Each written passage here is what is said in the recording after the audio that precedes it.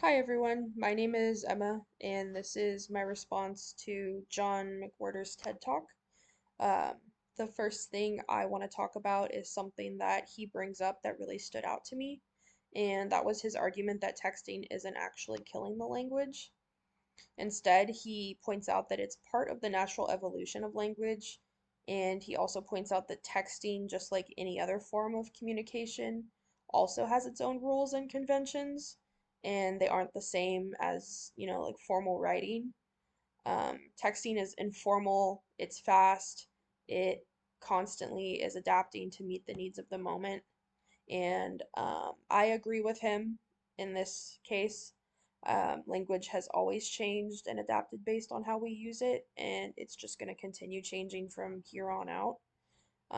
And also, I want to point out that spoken language has always had some difference from written language.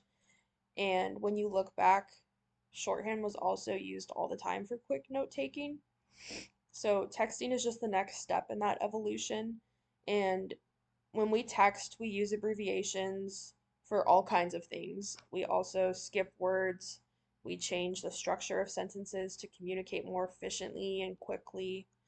Um, an example of this was, when we text, we don't always write out full sentences. We might leave words out, such as I or am. We use abbreviations like the LOL example that McWhorter included in his video. And, sometimes we even just use emojis instead of typing out full sentences. And I even do it too. Like sometimes I just use an emoji to respond to something because I feel like that's all it requires in that case for that response. So I think it's okay to do that because it's more efficient for quick, informal communication. You don't always need to, write out some big formal response to everything, especially over text. Um, but moving on, this connects really well to what Harrop and McLean say about sentence construction. Harrop talked about how sentences can be flexible, and then McLean explained how the way we construct sentences affects how clearly we communicate. So when you think about texting, that flexibility they mentioned is super important. We modify our sentence structure to make things clearer and quicker, um, and if we're in a hurry, we might drop certain words or shorten phrases, but we still get our point across. It's not about being grammatically perfect all the time, it's more about getting the message across in a way that works in the moment. And McWhorter makes a similar point in his video, showing how texting is just a new way to structure language in response to new needs, and it's a way to communicate quickly, and the language adapts to that need. Um, I feel like the older I get, I don't always understand new things in texting.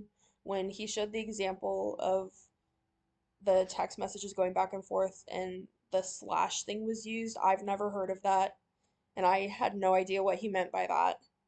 Um, but that just shows that, texting is adapting as language adapts.